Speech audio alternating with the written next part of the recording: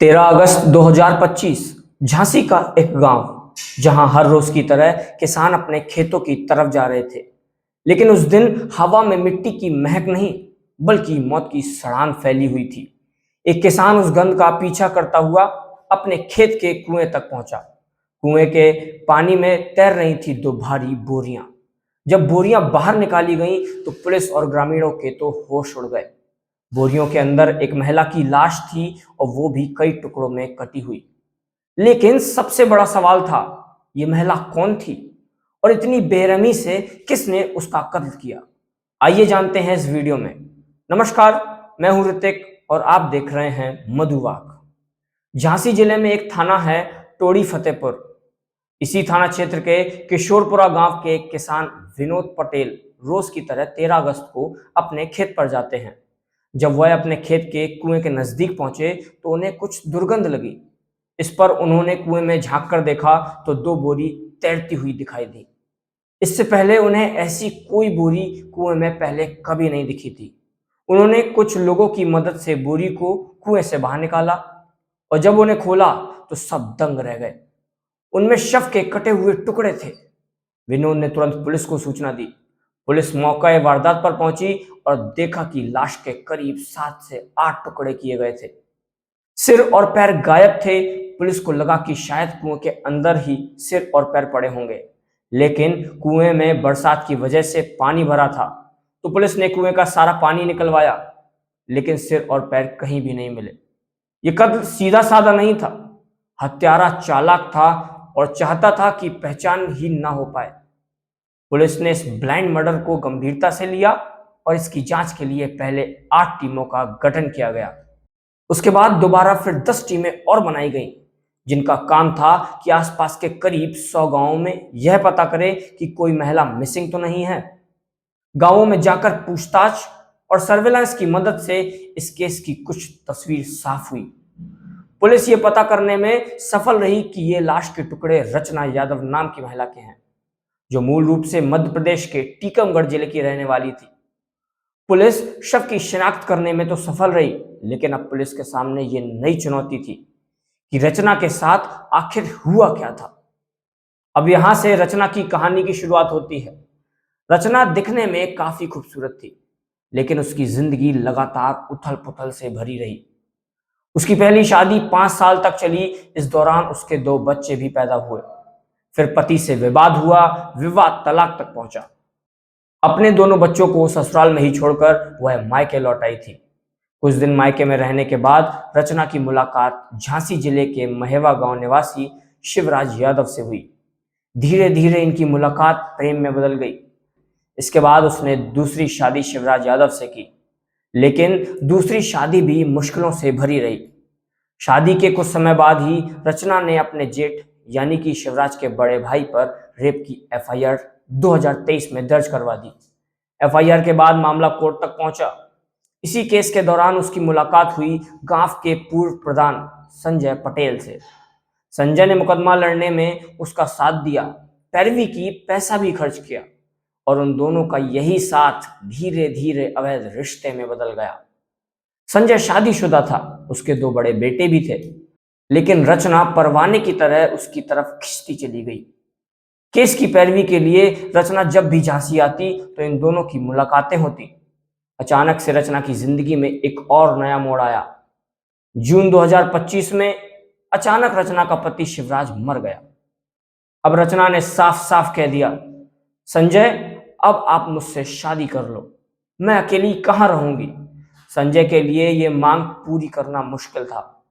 वो इश्क में तो था, लेकिन घर परिवार और अपनी साख को दांव पर नहीं लगाना चाहता था। इस पर संजय ने कहा कि मैं तुमसे प्यार तो बहुत करता हूं, लेकिन शादी नहीं कर सकता। जैसा चल रहा है चलने दो। कुछ दिन और गुजरते हैं। रचना बार बार संजय पर शादी के लिए दबाव डाल रही थी। 6 अगस्त को रचना की तबीयत अचानक खराब हुई। संजय ने उसे एक निजी अस्पताल में भर्ती कराया। 2 दिन इलाज के बाद यानी 8 अगस्त को जब अस्पताल से छुट्टी कराने की बात आई तो रचना ने संजय से कहा कि अब मैं घर नहीं जाऊंगी, सीधी कोर्ट जाऊंगी। अब तुम्हें मुझसे शादी करनी ही होगी। संजय के लिए ये घड़ी बहुत मुश्किल की थी। क्योंकि उसकी समझ में नहीं आ रहा था कि वो करे तो क्या करे। उसने रचना को एक दिन के लिए और एडमिट रहने दिया। संजय ने हार मानकर अपने भतीजे संदीप पटेल को सारी कहानी बताई और उससे मदद मांगी। संदीप पहले से ही जुर्म की दुनिया में था। उसने वर्ष 2022 में एक लड़की की हत्या कर दी थी और उसमें जेल जा चुका था। संदीप ने अपने चाचा से कहा कि आप टेंशन ना लो, मैं इसका कुछ समाधान करता हूं। उसके बाद संदीप ने अपने मित्र प्रदीप उर्फ दीपक अहिरवार से संपर्क किया और उसे पूरी बात बताई। इसके बाद इन तीनों ने मिलकर रचना को रास्ते से हटाने का प्लान बना लिया।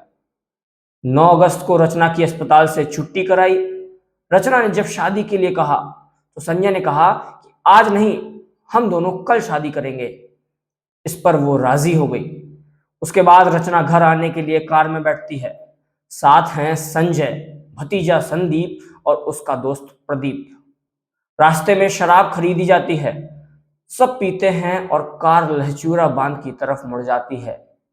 यहीं से कहानी मौत की तरफ मुड़ जाती है।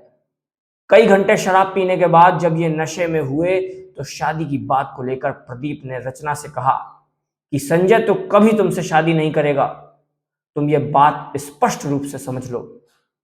इस पर रचना भड़क गई, तुम होते कौन हो ये कहने वाले। इसी कहासुनी के बीच संजय को भी गुस्सा आ गया। गुस्से में उसने रचना का गला दबाना शुरू कर दिया।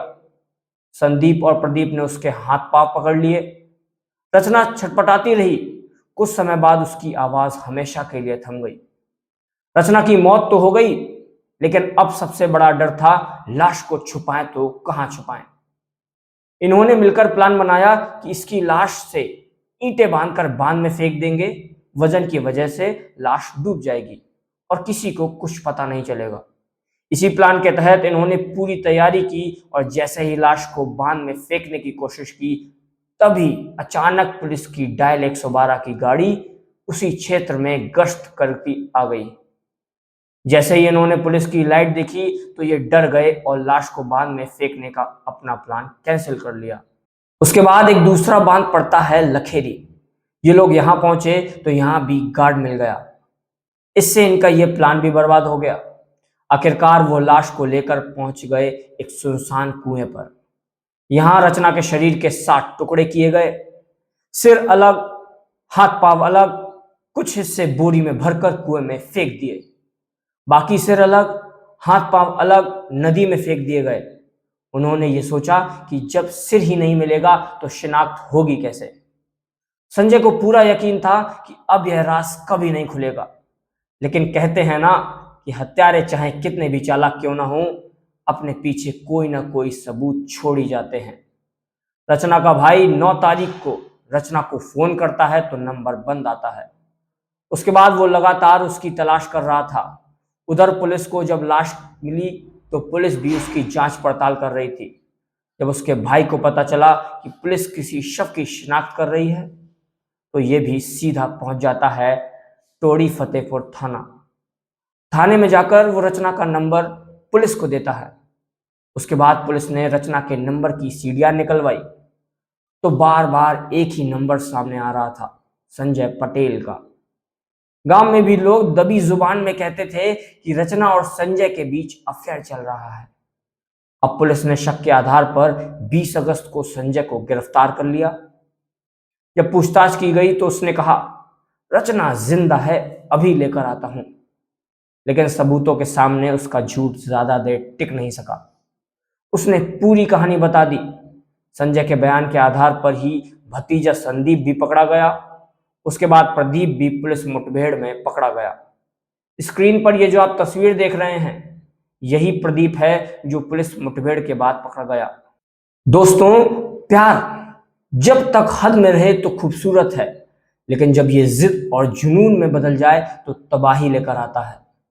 रचना की जिंदगी एक गलत रिश्ते की गिरफ्त में फंसी और उसने शादी की जिद पकड़ ली। वहीं संजय प्यार तो करता था मगर शादी से डरता था। इसी टकराव ने एक औरत की जान ले ली और 3 जिंदगियों को अपराध की खाई में धकेल दिया। यह कत्ल इसलिए अंधा कहा गया क्योंकि लाश को टुकड़ों में काटकर पहचान मिटाने की कोशिश की गई। लेकिन सच हमेशा छुपता नहीं है।